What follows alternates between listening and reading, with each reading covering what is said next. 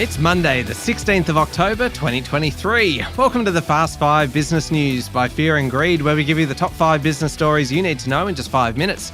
I'm Michael Thompson, and good morning, Sean Aylmer. Good morning, Michael. Sean, 5 big stories today to get through in 5 minutes, so we better get going. Story number 1, the recriminations from the voice referendum over the weekend have started with Prime Minister Anthony Albanese, who of course vigorously backed a yes vote right from the beginning, from his election in May last year. Well, he is firmly in the spotlight. The outcome of the vote was pretty much known about 90 minutes after polling booths closed on the East Coast. For yes campaigners, well, it was a disaster.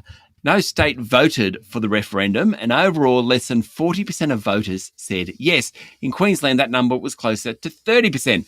Inner city seats and electorates held by independents broadly were the ones to vote yes. The electorate with the largest no vote was Nationals leader David Littleproud's at Maranoa. It had 84% against a proposal. The seat with the largest yes vote was Greens leader Adam Bandt's seat in Melbourne. Sean, so what does this then mean for the leaders? What's this mean for Anthony Albanese and for Peter Dutton? Albanese will be damaged by the vote, not terminally, but more than collateral damage. He and other yes campaigners failed to demonstrate the need for change, and when the other side of politics is saying no, then the referendum really had no chance. Must be a bit of an ego buster for the PM. Despite opinion polls showing him doing well, he couldn't convince Australians on an issue close to his heart. Maybe the electorate doesn't love him quite as much as some Labor supporters believe. Opposition leader Peter Dutton will start this week with a spring in his step, and the victory, as some in the coalition are saying, will cement his place as leader of the party. But I dare say to the general population, he hasn't come out of the process looking like a leader. Probably the winner for now is Liberal Senator Jacinta Price. She was one of the most effective no voices. But as coalition spokeswoman on Indigenous Australians, she now has to develop some policies. Ahead of the poll, there was plenty of discussion about a failed referendum sending back Indigenous affairs. Well, it will somewhat. It'll just be interesting to see what happens from here. Okay, on to story number 2 now. And there were pro-Palestinian rallies around the country over the weekend, Sean, but generally they were peaceful. They were. In Sydney, protesters criticised Premier Chris Minns, the media and an anti-Semitic minority who attended the Opera House a week ago and caused some trouble. There were more than 1,000 protesters there, a very large police presence as well. Similar sentiment in Melbourne, though it seems like there was a larger crowd there. Meanwhile, the government's hoping to reinstate flights repatriating Australians from Israel in coming days. Over the weekend, flights were cancelled on security concerns. Foreign Minister Penny Wong yesterday said Australians should leave Israel by any means they can. On the ground in Israel, the country is readying itself for a massive ground invasion of Gaza, while Iran has continued to cooperate with the Hamas militant group. Israel's deadline of 4 p.m. Saturday for citizens of Gaza to move south came and went. So far, there hasn't been a ground invasion. Experts expect one shortly. Story number 3, Sean, shareholders in Australia's biggest gold miner, Newcrest, have overwhelmingly voted in favour of a $26.2 billion merger with US gold mining giant Newmont. Almost 92% of shareholders voted to support the deal via proxy votes lodged before the meeting on Friday. Now, it's 5 months since Newmont improved a scrip offer that values Newcrest at $29.29 a share, almost double what the stock was worth a year ago. Not bad.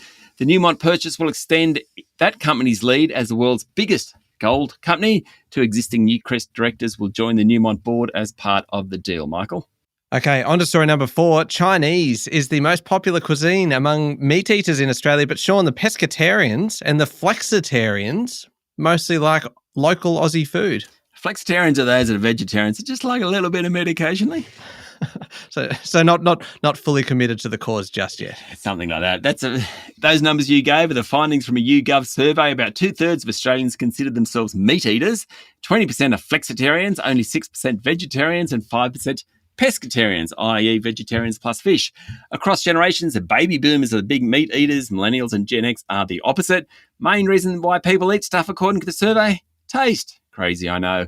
Price and health are the other 2 big reasons on most popular cuisines. For meat eaters, it's Chinese, then Australian, then Italian, then Thai. For pescatarians and flexitarians, it's Aussie tucker. And for vegetarians, it's Indian. Last one, Sean. Story number 5. Disney plans to spend $60 billion over the next decade to become the dominant theme park operator globally, including the first Frozen-themed land at Hong Kong Disneyland. Whew, thank God, it's about time. Of course, any adult with a child under the age of 18 will know all about Frozen. The massive spending over the next 10 years will include new rides, cruises and other attractions. The company says it has more than 1,000 acres of land it can develop and wants to do more with some of its most popular characters. That's according to Bloomberg. Disney has plans to open Frozen-themed attractions in Tokyo and in Paris. In Singapore, World of Frozen will open on November 20. It will recreate landmarks from the fictional kingdom of Arendelle. Oh, that name gives me shivers. Elsa's Ice Palace will be there too, Michael. Very, very important. It's quite a bet for Disney, given the Hong Kong facility has reported 8 consecutive losses. I never thought I'd see the day where we would be talking about Arendelle in this podcast, Sean. We are, Michael. We are. It's important. Indeed it is. It is one of the top 5 business stories that we've covered in 5 minutes. Thank you, Sean. Thank you, Michael. It is Monday, the 16th of October, 2023. Remember to hit follow on the podcast. If 5 minutes isn't enough, you can find our longer daily show called Fear and Greed Business News wherever you listen to podcasts, and that comes with interviews. Today's interview is a great one for investors. It is all about investing in tech stocks. I'm Michael Thompson, and that was the Fast 5 Business News by Fear and Greed. Have a great day.